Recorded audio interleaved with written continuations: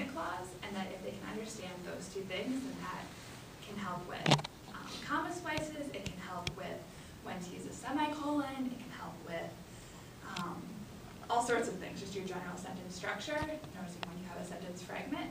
So that's one thing that I will oftentimes, if I see a lot of comma splices, one of the first things I'll go over is, okay, this is an independent clause, this is a dependent clause. If it begins with a word like if or when or something, that means it's dependent. But if it has a subject and verb and can stand alone, then it's a complete sentence, and you can't, a comma isn't strong enough to combine those two. So that's kind of my little what on how to deal with that. So does anyone else want to kind of share what they were thinking about? I had that as an example of the because, like I said, we use specific formulas. So like that, in that case, the subordinating conjunction was the if, although, so that would be a D, comma, I. Or, in the way I always show it, when I show it to students, I like to use the whiteboard because then I can make multiple colors, and then in the English 101 classes, they have to underline, they have to be able to identify these parts. So there's, you know, if it's a dependent clause, they underline it once. If it's an independent clause, they do it twice. And I always say, remember the I has two lines, right? You know, line on top, line on bottom, so we know we're doing it twice. Where dependent has one line because the rest of it's a C, so backwards C. So then it's only one line. And I always show these colors, so that was kind of like that. And I use that working with English 103 and World 4 students. I will put on their paper D, comma, I, and then explain what that means. Those who took English 101, they know what it means. They roll their eyes and go, oh, I have to use that again. So it's the same thing, it's all writing. You know, so sometimes we get to that, or how the dependent clauses can be interchangeable. You know, it can be at the beginning of the sentence, or it can be at the end of the sentence, and explain why a comma does not come before because. You know, why that does not happen anymore. It's old school, it doesn't happen. I mean, when I was in high school, they showed that.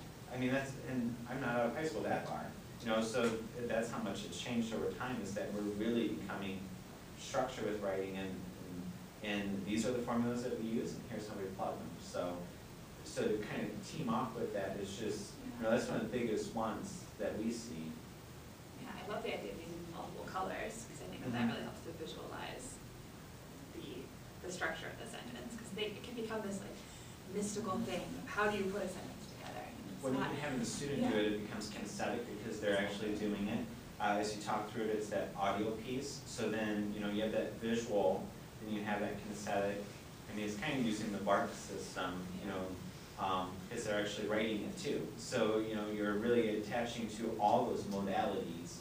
And that's something that they're required in the development classes to take learning styles through us. So, you know, they all should know what those mean too. So. Excellent, thank you. Who else would like to share what they came up with? One that comes up for me very often, whether they're English language learners or they're native English speakers, is verb tense and subject-verb agreement, where they'll start a sentence in one tense and they'll end it in another. And it's usually way more complicated than it should be, but, or they'll start with a singular subject and then they'll have a plural verb. So what I usually do is I just find how they started, and then I'll ask them, does the rest of the sentence, you started in this tense, what tense did you end in, or end with? And have them look at the different verbs in the sentence and identify which one they started with, and how would these change? And with English language learners, often, because I was able to tutor ESOL for the first year, that really helped me remember and refresh all the concepts, so I could talk to them the way that they learned it. Because that's a whole other deal, like how they learn it and how I speak to them. If they don't match, it's not going to help anyway. So I'll talk to them about, I just lost my thought, but I'll talk to them about, with English language learners. Anyway, it'll come back to me. But the point was just speaking to them in the way that they've learned the content as an English language learner.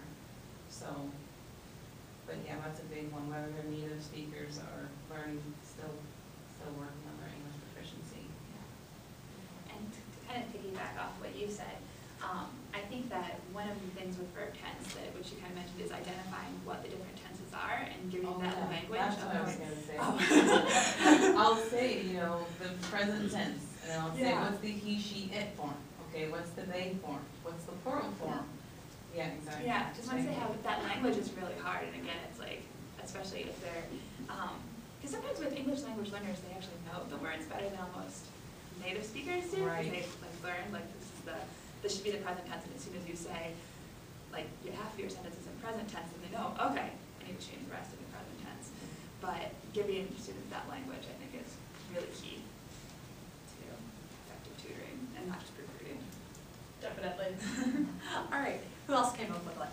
Oh, okay, Kiara, you first, and then we'll jump over to you. Mine's kind of different.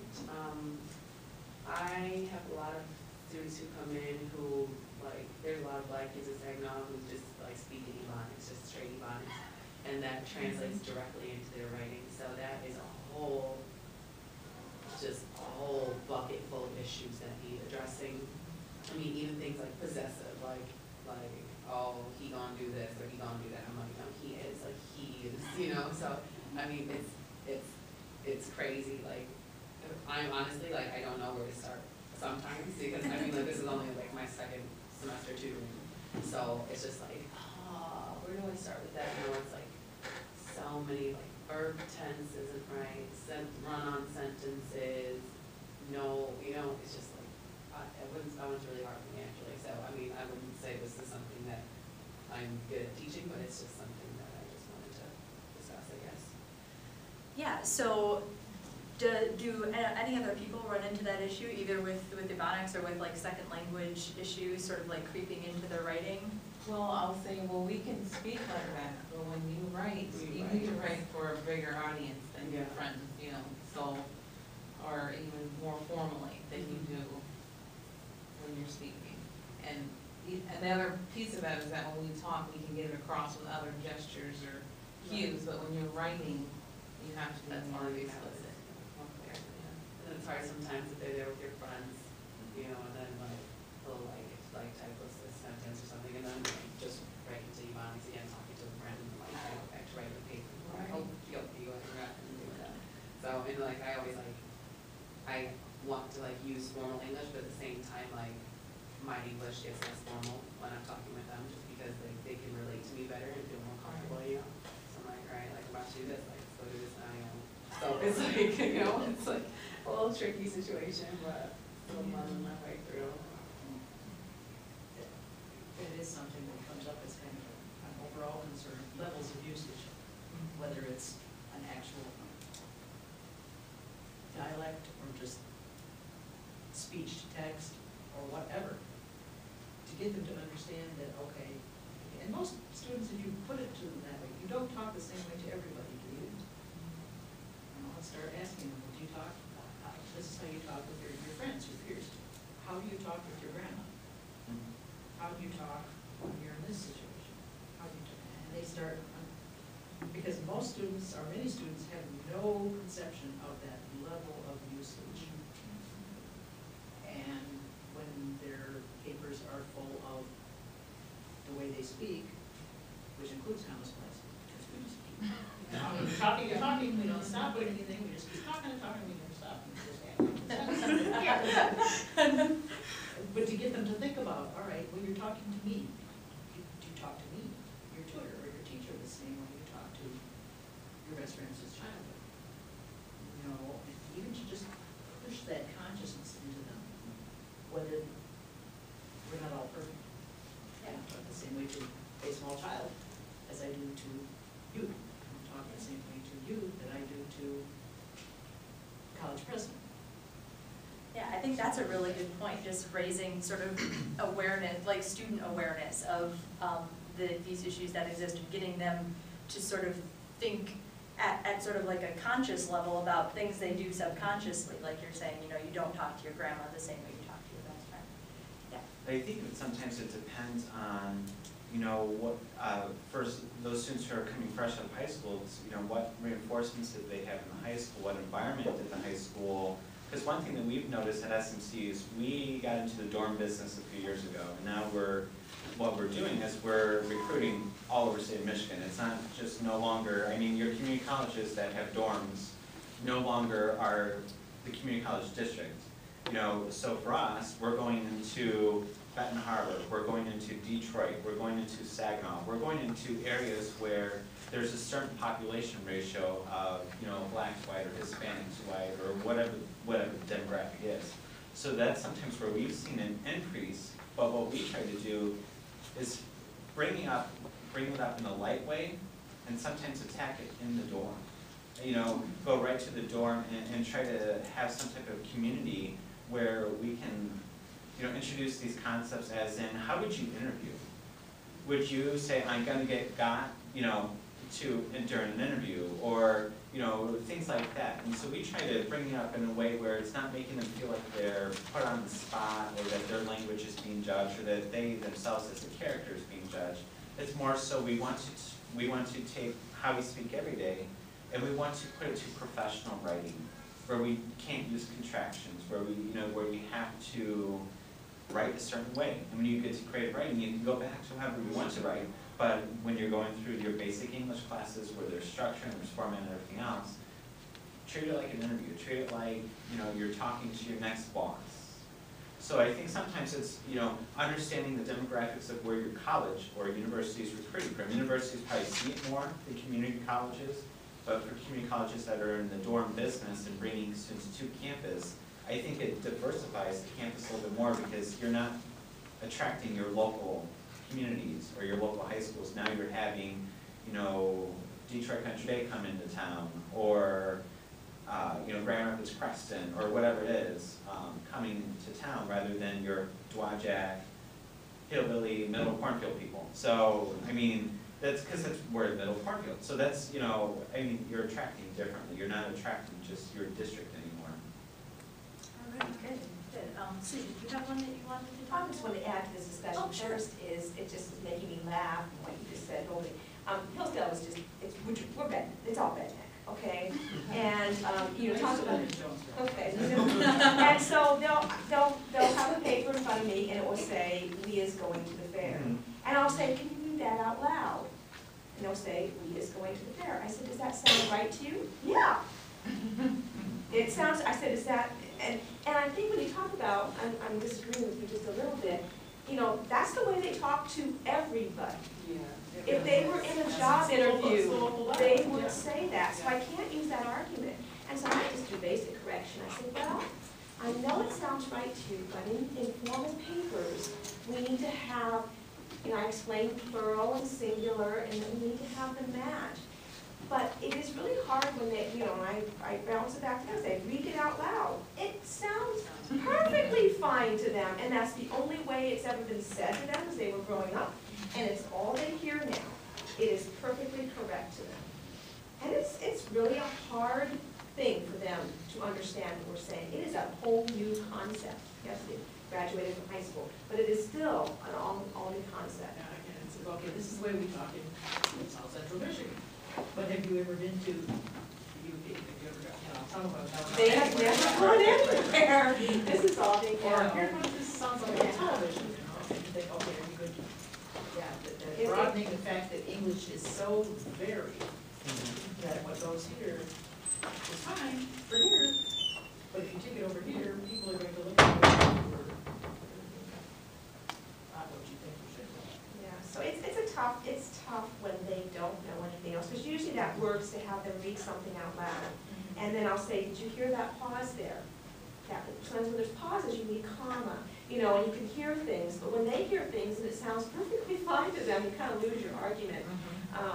So I was going to add on to what you had said about verb tenses, and I do a similar thing with when they have a lot of yous, that awful word you, and we need to change the wording around. I'll work through a whole paragraph with them together, because I explained you can't just replace you with another word. You often have to change the rest of the sentence, and we read it out loud together and tweak it and tweak it and tweak it together. And then I say, okay, now you need to do the rest of the paper on your own. You've seen how he did this, and now you can't just replace you with he. You got to read the whole sentence just like we did. And then we do the same thing with verb tenses. We work through one paragraph together, And sometimes you really have, they don't even know what a verb tense is, and I think it might be different in the larger universities, but community colleges, especially when you have a 40-year-old who hasn't been in school for 20 years, and you throw around words like verb tense, they have no idea what you're talking about. So I get on the board and I just do see, seesaw, see, I explain what present tense means, what past, because we can't just say that to them and think they know what we're talking about. And so you have to go back and explain, and that's one of the reasons these people come to drop-in help and writing centers, is because they need somebody to explain what the teacher's been throwing around in class. And they have no idea what a verb tense is or what a dependent clause is. They haven't been in school in 20 years. And we can really provide a service. Sure. What you're describing, what some of the rest of us have described, is exactly the same thing whether you're tutoring math or English or chemistry. You sit down and you go through examples of here's the kind of error you're making, or here's what this kind of MLA citation looks like. It looks like this, or here's an example of it, here's an example of it. You do exactly the same thing. Okay, here's this chemical equation. Let's work through 3 or 4. Here's this kind of algebra problem. You work through 2 or 3, and then you go off and the student works on, all right, here's a couple of example problems. Here's the one that's in the book. Here's the one where the answer's in the back. Now you do the one where the answer's not in the back. And I will go off and help this other student while you do that. You provide examples. You're not going to do the entire thing for them, although they're very adept at manipulating.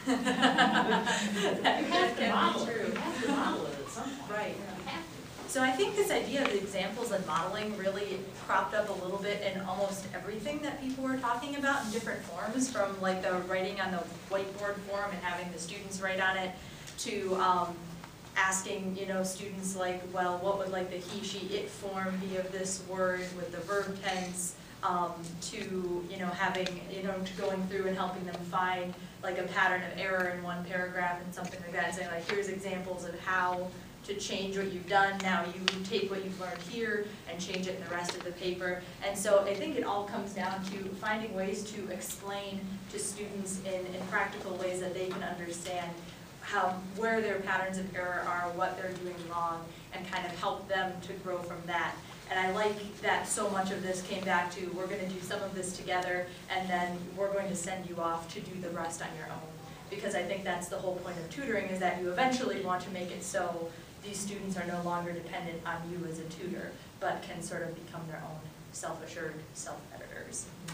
Tutoring is to tutor yourself right out of a job. But there are always new students coming in. Yeah. Okay, so we're about out of time, so if you could all fill out the surveys before you go, we'd really appreciate that. I think the college would appreciate it too.